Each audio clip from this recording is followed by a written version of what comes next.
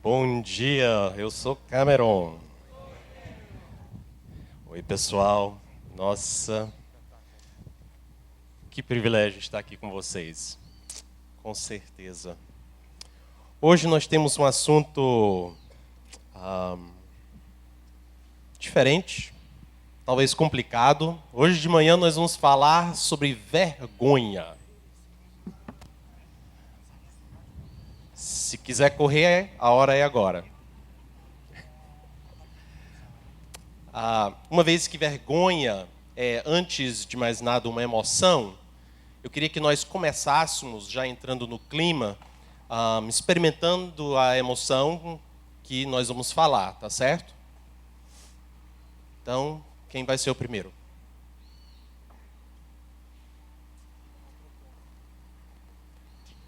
Quer falar da sua vergonha para o povo?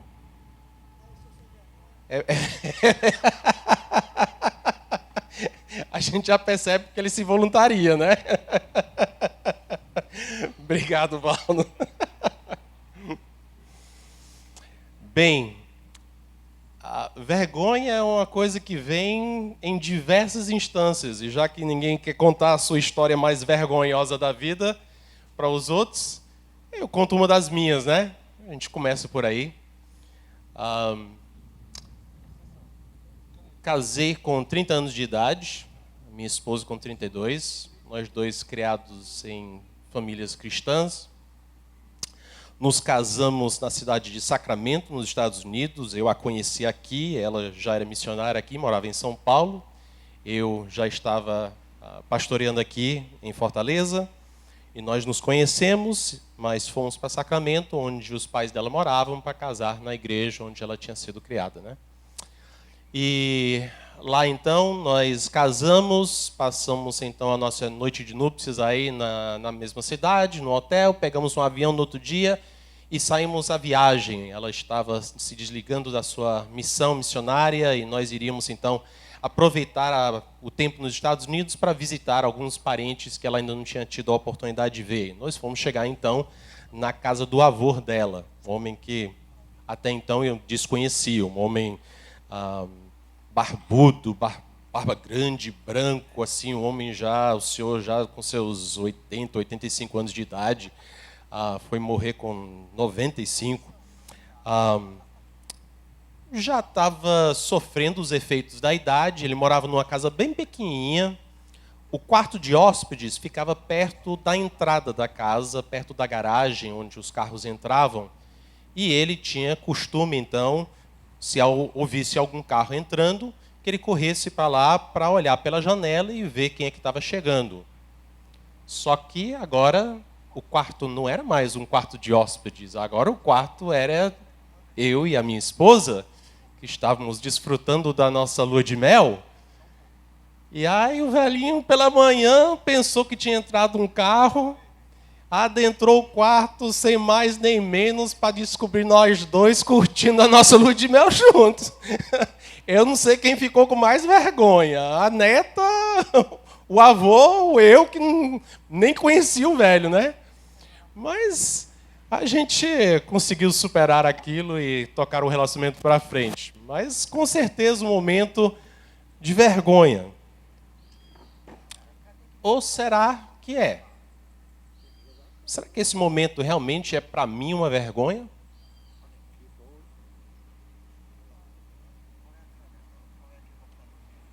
Eu penso que não. E a razão que você sabe que isso aqui não é uma vergonha para mim é porque eu acabei de lhes contar. A regra número 1 da vergonha é que nós escondemos aquilo que nos traz vergonha. Você pode ter certeza, quando você se vê escondendo alguma coisa na sua vida, vá procurar. É algo que você sabe que você não deveria estar fazendo e que está lhe provocando uma sensação de vergonha. É por isso que você está escondendo. E tem sido assim desde o início. Vocês conhecem a história, Gênesis capítulo 3, depois de Adão e Eva pecar, o texto diz assim: naquele dia, quando soprava o vento suave da tarde, o homem e a sua mulher ouviram a voz do Deus eterno que estava passeando pelo jardim. Então, se esconderam no meio das árvores. Mas o Deus eterno chamou o homem e perguntou: onde é que você está? Sabendo muito bem onde é que eles estavam, né? Mas o homem respondeu: eu ouvi a tua voz quando estávamos passeando pelo jardim e eu fiquei com medo, porque eu estava nu. Por isso me escondi. É que eu estava com medo, porque eu reconheci que eu estava nu, e foi por isso que eu me escondi. Deus, pela primeira vez eu me senti nu. Eu senti uma vergonha, eu não sabia mais o que fazer. Só me restava me esconder. Naquele dia, Adão começou um terrível legado. Ele foi o primeiro homem a se esconder. Foi o primeiro a se preocupar se alguém estava olhando. O primeiro homem a desviar os seus olhos. É a primeira vez que nós observamos alguém se cobrindo, fingindo ser diferente do que ele é, diferente de quem ele é. Como uma pedra lançada no lago da humanidade, aquelas ondas vêm bater aqui em nós. Agora, quando você e eu temos medo, quando nós nos sentimos envergonhados ou expostos, quando nós fazemos algo contra Deus, ou algo contra uma outra pessoa, ou alguém faz alguma coisa contra nós, alguma coisa acontece. Eu me sinto nu, eu me sinto exposto, envergonhado. Então me encho de medo e eu quero me esconder. A passo que eu entendo que eu não sou o suficiente, que eu estou aquém do padrão, então eu me escondo. De uma forma ou de outra eu me escondo. Adão iniciou o padrão, mas eu me tornei profissional. Mas por que falar de vergonha numa conferência do Celebrando Restauração? Bem, nós não precisamos ir muito longe. É só você virar a folha da sua Bíblia para o capítulo 4, então, de Gênesis, que começa com Adão e Eva concebendo 2 filhos, Caim e Abel. Os 2 ofereceram sacrifícios a Deus, mas, como vocês talvez lembrem, só um teve o seu sacrifício aceito por Deus. Agora, de tão irrelevante que é, o texto nem diz por que é que Deus não aceitou aquele sacrifício. Mas o texto faz questão de destacar uma outra coisa, que eu acho que nos reflete, então, qual é a ênfase do texto. Que é exatamente o efeito que essa rejeição, essa não aceitação do seu sacrifício teve sobre Caim. Diz o texto: Caim ficou furioso e fechou a cara. Então o Senhor disse: por que você está com raiva? Por que anda carrancudo? Se tivesse feito o que é certo, você estaria sorrindo. Mas você agiu mal. Agora, é por isso que o pecado está na porta, à sua espera. Ele quer dominá-lo, mas você precisa vencê-lo. Se nós estivéssemos ouvindo essa história pela primeira vez, eu duvido que alguém aqui conseguiria dizer a próxima coisa para acontecer, o próximo evento. Porque é meio estranho. Nós temos essa situação, Caim brigando com Deus, o sacrifício dele que não foi aceito, ele fica com raiva. E a próxima coisa que acontece é simplesmente Caim convida o seu irmão Abel para um passeio no campo.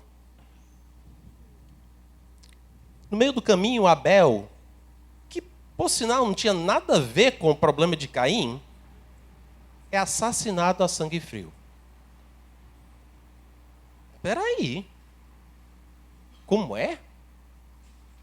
Novamente, porque nós escondemos aquilo da qual nós temos vergonha. Caim, aparentemente, escondeu o corpo de Abel.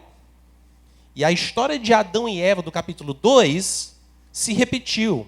Mais uma vez, Deus chegou fazendo uma pergunta do qual ele já sabia a resposta. Dessa vez, em vez de perguntar, Adão, onde você está? Agora a pergunta é, ô Caim, onde está o seu irmão Abel? Licença? Está falando comigo, Deus? Estou perguntando para o teu irmão. E eu lá tenho cara de guarda do meu irmão, ora? Deus ignora a pergunta de Caim, vai direto ao assunto. Mas nisto ele revela que ele já sabia onde é que Abel estava. Para Deus, a pergunta mais importante era a pergunta que ele fez em seguida. Ele diz, Caim, por que você fez isso? Da terra, o sangue do seu irmão está gritando, pedindo vingança. Uma observação interessante, que enquanto Deus revelou a resposta da sua pergunta sobre a localização de Abel, nem Caim e nem Deus responderam a segunda pergunta. Caim, por que é que você fez isso? Caim não responde, nem Deus responde no texto. Claro que por algum motivo Deus não aprovou a oferta de Caim, mas é interessante notar no texto que Deus está muito mais preocupado com a reação de Caim a essa chamada de atenção pela oferta, do que ele está preocupado com os detalhes do sacrifício que teriam que ser aceitos, que nem são mencionados. A preocupação dele é com esse foco em cima da reação de Caim.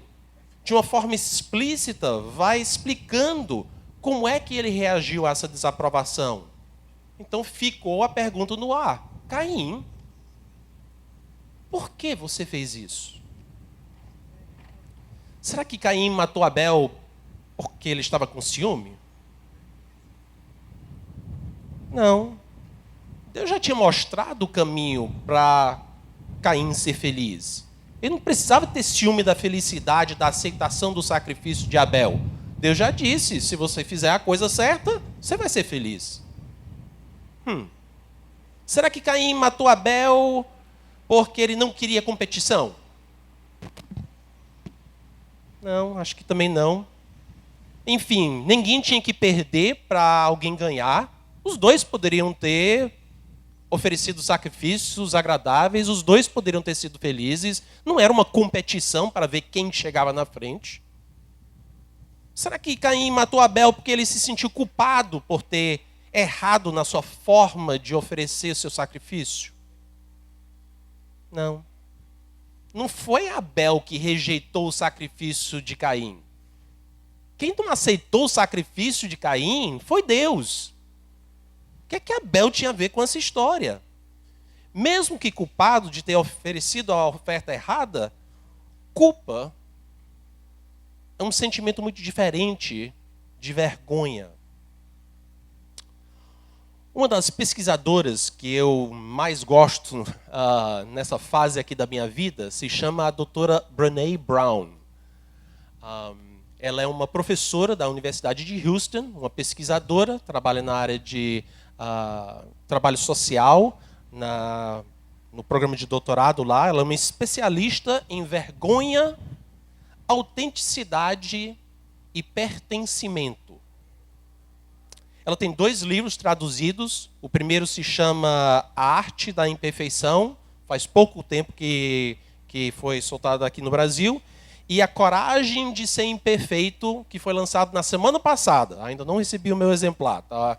Era para chegar essa semana, senão não teria aqui para te mostrar. Mas A Arte da Imperfeição, Coragem de Ser Imperfeito, de Brené Brown, são 2 livros excelentes, recomendo demais. Mas ela diz o seguinte: vergonha, diferente de culpa, vergonha é um foco no eu.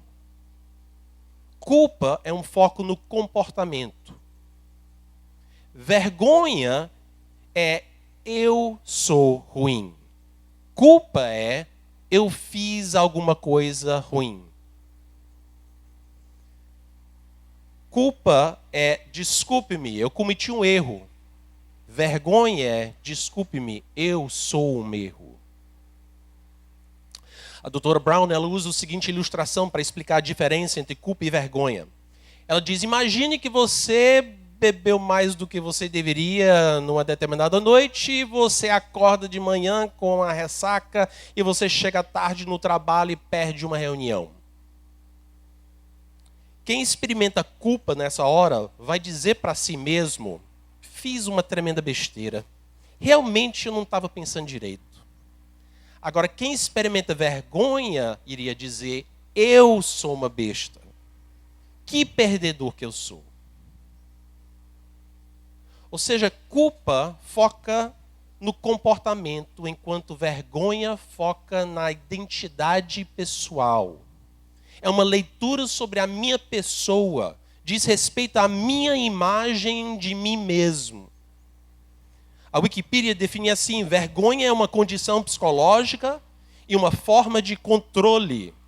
Interessante. Religioso, político, judicial e social, consistindo de ideias, estados emocionais, estados fisiológicos, é um conjunto de comportamentos induzidos pelo conhecimento ou consciência de desonra, desgraça ou condenação. O terapeuta John Bradshaw conceitua vergonha dizendo, é a emoção que nos deixa saber que somos finitos. A doutora Brown continua dizendo, há uma grande diferença entre vergonha e culpa, mas aqui está o que nós precisamos saber. E olha aqui. Vergonha está altamente correlacionada, ou seja, aparece nos mesmos lugares quando você vai fazer a pesquisa. Vergonha está altamente correlacionada a vício, depressão, agressão, bullying, suicídio e distúrbios alimentares. E aqui está outra coisa que você precisa saber. Culpa se relaciona inversamente a essas mesmas coisas. Interessante. Quem experimenta culpa, porque o problema está na ação, tem uma reação de reagir e de mudar aquele comportamento. Mas se a leitura que se faz é de que não é o que eu fiz, e sim quem eu sou, você vai deslizando para dentro destes comportamentos que são exatamente os comportamentos que nós mais vemos num celebrando restauração. Começa a ficar claro por que é que nós estamos falando sobre vergonha numa conferência do CR. O psiquiatra Donald Nathanson também tem dedicado sua vida profissional ao estudo da vergonha. Ele diz que vergonha é um soco no estômago que nos chama a atenção sobre alguma coisa na nossa vida. Se nós passarmos a escutar a nossa vergonha e a reagir àquilo, nós podemos resolver aquilo rapidamente. Mas nós complicamos nossas vidas quando, em vez de tratar, nós escondemos nossa vergonha, mantendo-a viva, e a vergonha acaba nos matando aos poucos. Dr. Nathanson explica que quando nós não escutamos a vergonha, nós reagimos disparando em uma de 4 direções. As pesquisas dele têm levado ele a entender que tem 4 reações. Ele chama isso da bússola da vergonha. E essa bússola da vergonha são 4 reações típicas que pessoas têm a sentimentos de vergonha. Existe, inclusive, para quem gosta dessas coisas, existe, inclusive, teste que você pode dar para uma pessoa dizendo, em tal situação, o que é que você acharia? E aí você vai preenchendo, você consegue ver como as pessoas tendem a reagir dentro dessa bússola da vergonha. Cada quadrante representa uma forma de olhar a si mesmo e tratar os outros. Ao norte, você tem o retrair-se. Isso aqui seriam pessoas que, por conta da vergonha que sentem, vão se retirar. Eles vão se isolar. Eles não falam com ninguém. Eles se tornam tímidos, mas às vezes é mais do que timidez. É um senso de inferioridade muito grande. Essas pessoas acabam se isolando. Elas não têm mais ponto de referência nas suas vidas para outras opiniões, porque no isolamento só resta a única opinião que elas têm de si mesma. Elas acabam se tornando seu próprio referencial o tempo todo, reforçando aquele pensamento que eu não presto. Preste atenção na fala interior das pessoas. Pergunte-as o que é que elas dizem a respeito de si mesmas. Elas gravam uma fita que diz, eu não presto. E passa, e passa, e passa. E cada erro que fazem só reforça a fita. Pronto, está vendo? Essas pessoas são sugadas para um lugar escuro de autorreferência, blindado contra seu próprio desejo e necessidade de conhecer e ser conhecido, de amar e ser amado. Ao leste, nós temos a reação do atacar a si mesmo. Esta reação nos leva a fazer comentários pejorativos a respeito de nós mesmos. Já conviveu com uma pessoa assim? Toda hora ele está debochando de si mesmo. Parece que ele é a piada, ele é o assunto das suas próprias piadas. Está sempre se colocando para baixo. É como se ele quisesse chegar antes que você na vergonha que ele sente. Diferente da pessoa que vai retirar-se, esse indivíduo continua ligado socialmente, continua conectado com as pessoas. Só que agora exteriorizando sua vergonha na forma de deboche de si mesmo, de se colocando para baixo, de uma fala negativa a seu respeito. Essas pessoas muitas vezes se juntam a pessoas que gostam de se sentirem importantes. Então você tem a pessoa importante, que gosta de se sentir importante, e tem ao redor de si pessoas que estão toda hora falando mal de si mesmo. Este status, porém, enquanto nos garante um lugar dentro do ecossistema social, nos custa nossa dignidade, nossa alma e só aumenta a dor. Existe um perigo escondido se moramos nos polos norte ou oeste, porque estes sentimentos não são processados, podem acumular e depois explodir. Estamos violentamente negando o valor da imagem de Deus em nós e negando a necessidade de conexão nata ao ser humano. O acúmulo de pressão pode um dia explodir de forma violenta e agressiva, como tem sido o caso com muitos jovens que têm capturado seus momentos de fama atacando alguém ou alguéms de forma indiscriminada nesses ataques públicos que a gente sempre vê nos manchetes. Você vê pelo fato de serem indiscriminados nas suas vítimas que eles não estão atacando alguém que fez alguma coisa com eles. Aquilo que vem de dentro, não vem de fora, não foi provocado por aquelas pessoas. É uma raiva, é uma ira, é um auto-ódio tão grande que explode e respinga sobre todas as pessoas ao seu redor. As pessoas dificilmente conseguem viver o tempo todo só no retirar-se ou no atacar-se a si mesmo. Ao sul, existe o que o Dr. Nathanson chama da estratégia de evitar. Nosso objetivo é esconder os sentimentos de vergonha da nossa consciência, se possível. Vale aí drogas, álcool, sexo, esporte radical, videogame, televisão, dormir. Vale muita coisa aqui, desde que nós não tenhamos que sentir a vergonha que nos domina. Agora, diferente das outras duas categorias, essa pessoa vive na negação. Se você for dizer para essa pessoa que o seu ativismo, que a sua droga, que o seu álcool, que a sua compulsão sexual tem como motor por trás um senso interior de vergonha, a pessoa vai negar e provavelmente nem reconhece. Essa que é a verdade. Nem reconhece que isso seja verdade a respeito de si mesmo, mas isso não quer dizer que não influencia seu comportamento. Outra estratégia de quem mora no sul da vergonha é sendo o centro das atenções. Nesse sentido, podemos ser aquela pessoa que está sempre se exibindo, se mostrando superior aos outros, para esconder os seus verdadeiros sentimentos de inferioridade. Tratamento da psicopatologia de narcisismo tem como pressuposição que aquilo é uma reação a um senso interior de vergonha muito grande.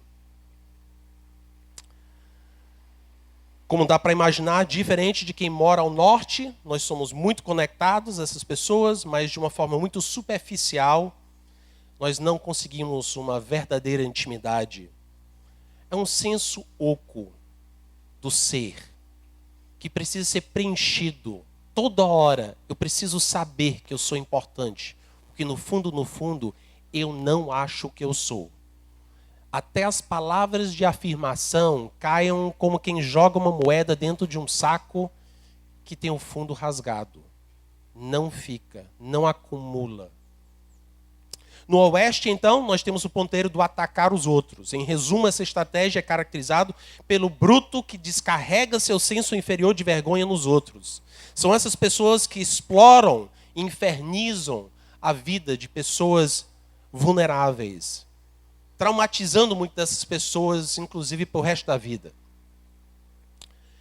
Mesmo as mais bem-intencionadas regras comportamentais, sociais, não conseguem controlar essas pessoas, porque o problema não está do lado de fora, vem do lado de dentro, vem borbulhando de dentro, ao ponto de sair pelos poros na forma de ódio, de ira descontrolada, inconsequente, de matar quem tiver pela frente, que é exatamente onde eu acho que o nosso irmão Abel acabou apanhando. Abel aprendeu que você pode literalmente morrer de vergonha. Bem, independente de onde nós corremos, norte, sul, leste ou oeste, há estrago considerável para a vida de quem experimenta vergonha e todas as pessoas ao seu redor. A humildade representa uma direção alternativa, pois humildes nós podemos compartilhar aquilo que nos atormenta e aceitar o amor dos outros. Mesmo consciente das nossas falhas, das nossas vulnerabilidades, dos nossos fracassos. Para receber amor, porém, nós precisamos tirar a nossa armadura. Essa armadura que nos protege, mas ao mesmo tempo nos afasta. Para receber amor, nós temos que tirar a armadura, nos tornar vulneráveis, abrirmos para as pessoas, para dar e receber amor. É nos relacionamentos que nós adoecemos, mas também é nos relacionamentos que nós somos curados, sarados. Então, o que é vergonha? Novamente, a doutora Brené Brown nos ajuda dizendo: vergonha é basicamente o medo de sermos indignos de amor, que é o completo oposto de assumirmos nossas histórias e sermos verdadeiros, sabendo que nós somos valiosos. Em termos técnicos, a Brené diz o seguinte: vergonha é o sentimento intensamente doloroso decorrente de acreditarmos que somos defeituosos e, portanto, indignos de amor e pertencimento. Ela diz que nós podemos afirmar 3 coisas sobre vergonha. Primeiro, que todos nós temos. Vergonha é uma emoção universal. Todos nós experimentamos em algum nível ou outro.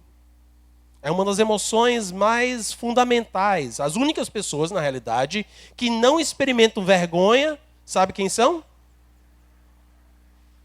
Quem é? Eu acho que eu ouvi alguém dizer.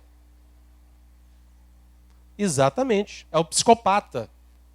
É a única pessoa que é incapaz de experimentar vergonha. Então, se você não quer experimentar vergonha, pense 2 vezes. Tá certo? É a pessoa que não consegue sentir vergonha pelas suas ações, faz o que faz e não sente nenhum sentimento.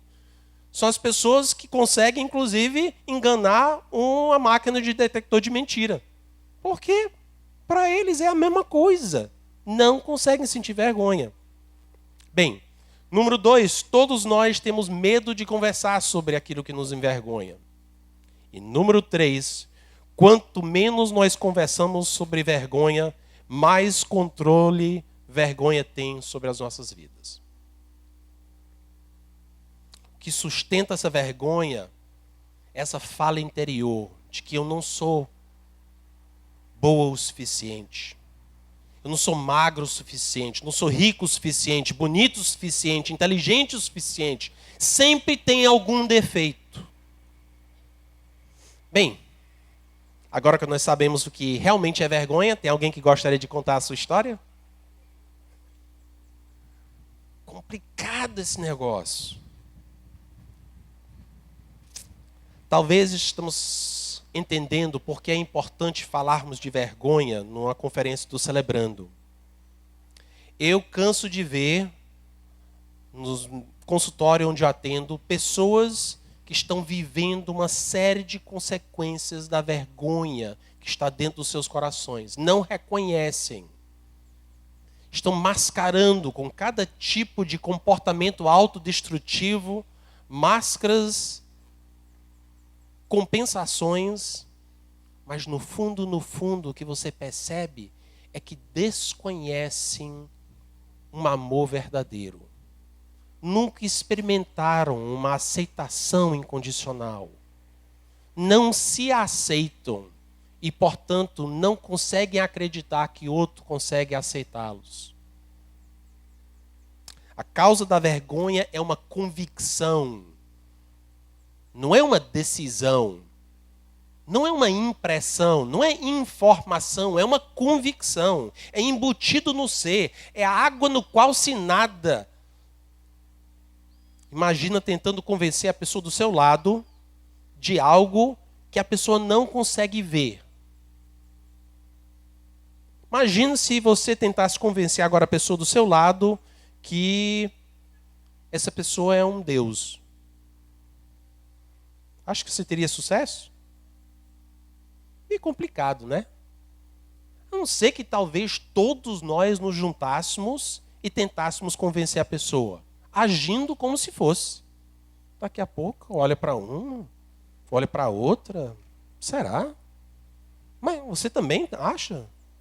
Ih, quem sabe? De repente, não sou? Olha aí, caramba, pois não é que eu sou? Pois é, e você que ainda não se abaixou, pode tratar de se abaixar aí, como os outros aqui. Pois é. O poder da influência, da leitura das pessoas é muito forte. Agora, isso funciona para um lado e funciona para o outro. Porque quem vai dizer para nós que nós não somos vergonhosos? Que aquilo que nós sabemos que nós fizemos não é motivo de nós não sermos amados. Quem vai dizer isso para quem sabe o que fez e não conta para o outro? Quem experimenta vergonha, está convicto de que não merece amor, não vai receber amor, é defeituoso, é imperfeito, é falho. Quem vai dizer para essa pessoa que essa pessoa tem valor? Quem vai amar essa pessoa? Quem vai ouvir as suas histórias? 1 João 4,19 diz: nós amamos porque Ele nos amou primeiro.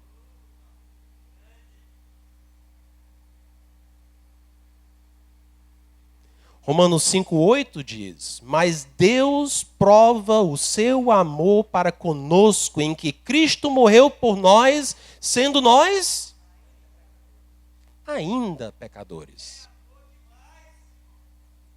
Nós não conseguimos chegar a Deus para provar a nossa inocência, para mostrar as nossas boas obras, para negar as nossas coisas ruins. Deus já chegou na frente dizendo, ó, o que você for aprontar, já está pago. Eu deixei um cheque lá com o dono da posada para pagar as contas do que for necessário. Essa é a essência daquela parábola. O bom samaritano, no fundo, é Jesus, que nos pegou e nos deixou na posada com a conta a pagar. Caramba, Deus, mas meio perigoso você deixar um cheque em branco, não acha? Vai ver que a pessoa vai preencher por um valor muito alto, né? Jesus diz, Pode ser. Mas Jesus, eu estou dizendo que pode ser muito alto. Quer dizer assim, que agora que eu sei que você está pagando a conta, pode ser que eu vou pedir tudo que tem no cardápio. Bem, se você quiser pedir tudo que tem no cardápio do pecado, quer saber de uma coisa? Eu pago mesmo assim.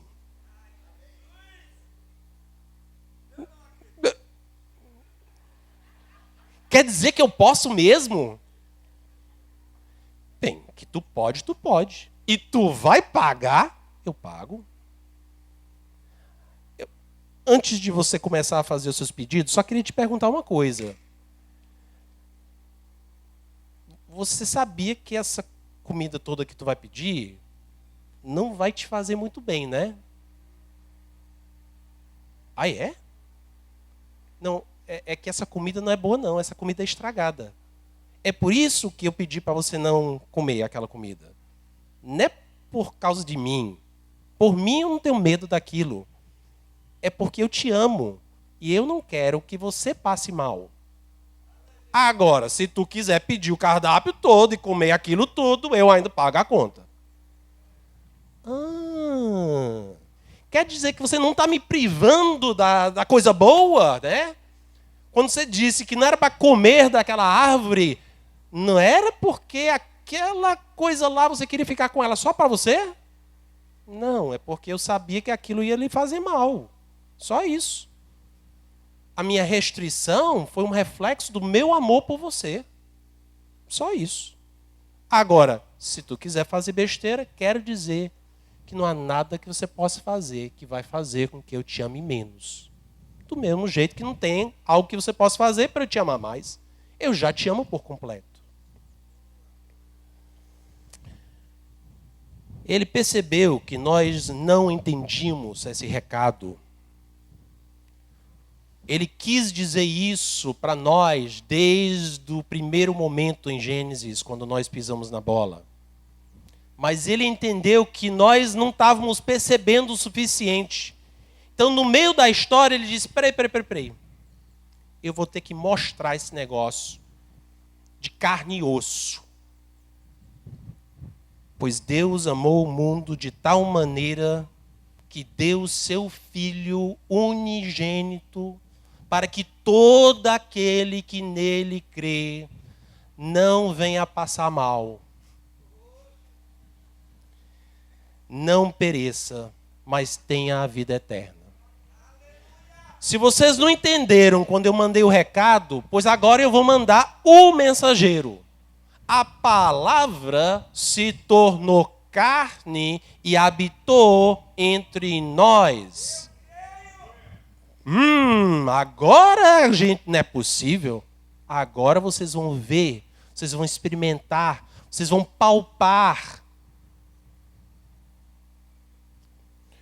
Nós tentamos pagar nossos pecados, mas só aumenta a nossa vergonha. Jesus tomou sobre si a vergonha do nosso pecado e cravou na cruz. O incrível disso é que Deus fez muito mais do que nos perdoar. Muitas vezes nós falamos do perdão de Deus. E o perdão de Deus é ótimo se o nosso assunto é culpa. Se o problema é culpa, perdão é o que é necessário. Mas eu tenho aqui que lhe dizer que perdão não resolve vergonha. Mas por que, Cameron? Por que tu fala isso? Porque veja bem, eu fiz algo errado. Você vem e diz, eu te perdoei. Tudo bem, eu não tenho que pagar a consequência do que eu fiz. Mas eu ainda fiz. Eu ainda sou esse lixo que fez aquilo. Eu ainda sou adúltero. Eu ainda sou mentiroso. Eu ainda sou usuário. Tudo bem, Deus vai pagar a conta. Eu vou para o céu. Estou livre da culpa, tá certo? O preço do pecado não vai cair mais sobre mim. Mas eu ainda sou lixo. Perdão não resolve vergonha, resolve culpa. Você sabe o que é que resolve vergonha?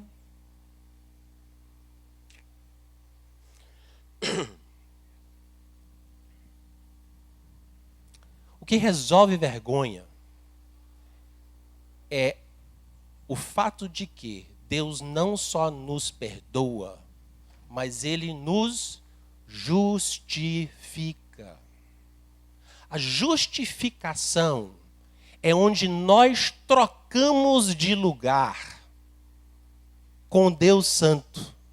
Ele toma sobre si a nossa roupa suja e dá para nós o seu status de filho. Nós temos dificuldade em entender quem nós somos em Cristo Jesus. Nós não somos pecadores tentando ser santos. Nós somos santos que ainda lutamos com alguns pecados. Por isso que nós não usamos a frase do AA que diz: boa noite, eu sou fulano de tal e eu sou alcoólatra. Não, meu amigo. Eu sou filho de Deus, discípulo de Jesus Cristo, que luta com o alcoolismo, sim. Mas a minha identidade, ela está em outro lugar. Eu preciso que quem venha para o Celebrando venha entender o tamanho da transformação que Deus propiciou. Ele não só perdoou nossos pecados, Ele nos deu uma nova vida, uma nova identidade. Quando alguém experimenta isso, mais do que só saber disso, ele muda de dentro para fora. Agora ele funciona a partir de uma outra base, uma outra concepção de si mesmo, um novo coração. Ele não só se vê diferente, como ele também vê os outros diferentes. Porque quando nós olhamos através dos óculos da vergonha, nós condenamos os outros por não alcançar o mesmo padrão que nos condena. Se eu tenho que pular aquela altura para ser uma pessoa boa, pois, meu amigo, não vai ser mais fácil para você, não. E se tu não saltar o salto da perfeição, meu amigo, tu também é. Então eu te condeno com muita facilidade. Mas quando nós olhamos através da lente, dos óculos da graça, o favor imerecido, nós não só nos vemos como santos, apesar dos nossos erros e as suas sequelas, mas nós vemos o outro também como um ser valioso, sujado pelo pecado, sim, e carente de restauração, sim, mas santo, transformado pelo poder de Deus.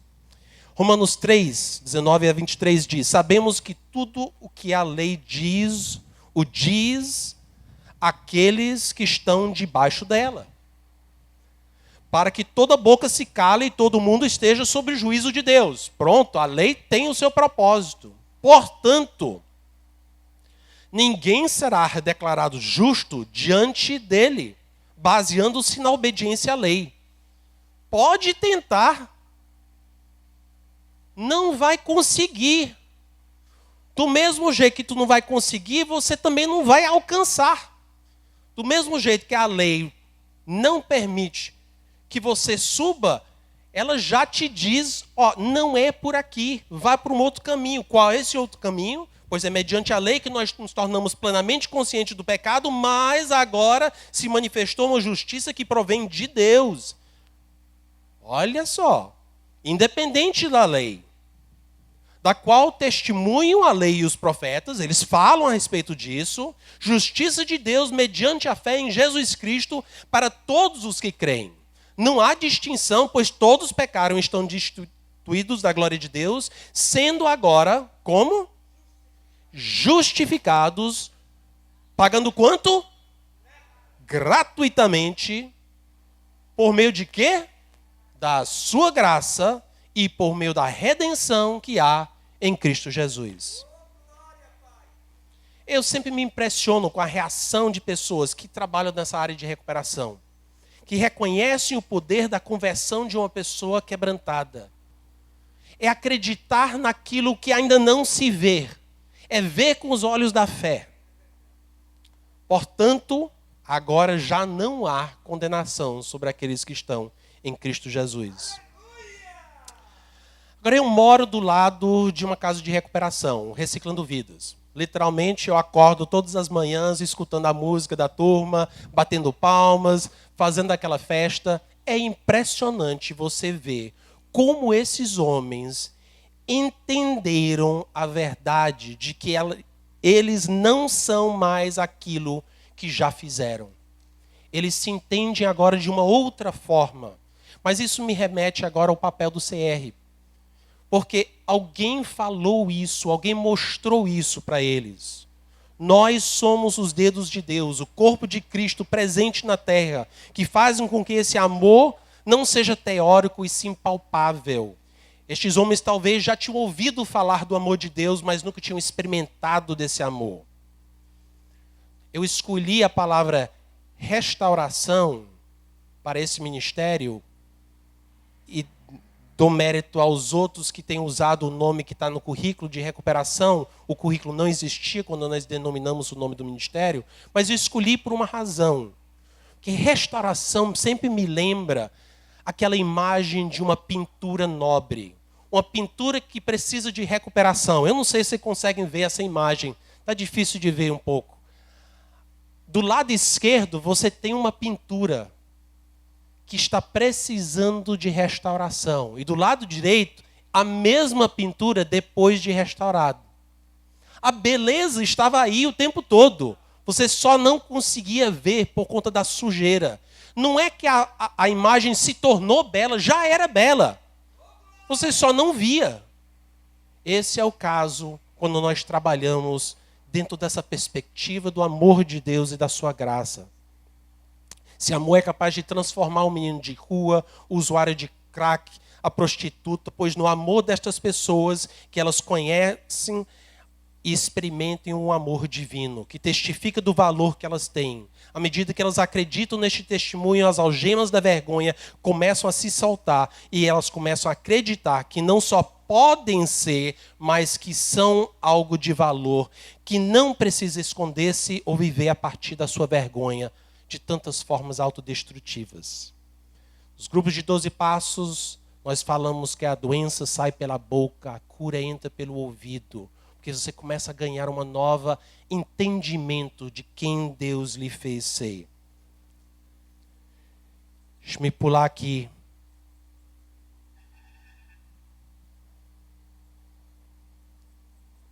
Nós vivemos num mundo preso pela vergonha. Um mundo que precisa de libertação, é trabalhar com a restauração de vidas, é encarar aquilo que nos persegue olho no olho. Você lembra lá em Gênesis capítulo 4, voltando lá para o texto de Caim e Abel, Deus disse para Caim, cuidado, porque o pecado pode lhe pegar. Interessante. Nós sempre olhamos aquela história da perspectiva de que Abel é a vítima e Caim o agressor, não é isso? Mas Deus está dizendo, Caim, tem um agressor que está atrás de você. Você pode se tornar uma vítima aqui. Cuidado, porque se você se tornar uma vítima aqui, não só a sua vida é destruída, como nós vemos que também a vida de Abel. Deus avisou Caim que ele estava prestes a se tornar a vítima de um agressor, que hoje eu chamo de vergonha. Ele estava correndo o risco de agir a partir de uma leitura falha, acusadora de si mesmo, que não vinha de Deus, e sim a partir do seu senso de inadequação. Hebreus 12, então, encerrando aqui, diz, portanto, também nós, uma vez que estamos rodeados por tão grande nuvem de testemunhas, livremo-nos de tudo que nos atrapalha e do pecado que nos envolve e corramos com perseverança a corrida que nos é proposta, tendo os olhos fitos em Jesus, o autor e consumidor da nossa fé. Ele, pela alegria que lhe fora proposta, suportou a cruz, fazendo o quê? desprezando a vergonha, e assentou-se à direita do trono de Deus. Pensem bem naquele que suportou tal oposição dos pecadores contra si mesmo, para que vocês não se cansem nem desanimem. Eu quero sugerir que quando Jesus tomou sobre si nossa vergonha, ele estabeleceu a base de uma nova identidade para quem estiver disposto a aceitar. Mas que nós temos um papel fundamental como uma rede de pessoas que reconhecem o Imago Dei, a imagem de Deus no ser humano, debaixo de tanta sujeira jogada pela vida em cima das pessoas. Nós temos uma responsabilidade de mostrar para essas pessoas o valor que elas têm, para que elas possam sentir agora o corpo de Cristo, que uma vez historicamente veio aqui, mas nos deixou agora como esse corpo de Cristo, que através do amor, através da aceitação, através do ouvir, através da graça, vai poder mostrar para essas pessoas uma realidade que Deus diz sobre elas. Obrigado pelo nosso tempo. Vamos orar. Senhor Deus, eu quero te agradecer pela tua imensa graça, que nós possamos comer, beber, experimentar isso, Pai, porque à medida que nós experimentamos, é que nós vamos ter condições de repassar isso para os outros. Nos livra do nosso legalismo, das nossas características de fariseu, dos nossos narizes empinados, de acharmos que é para os outros e não precisa ser para nós.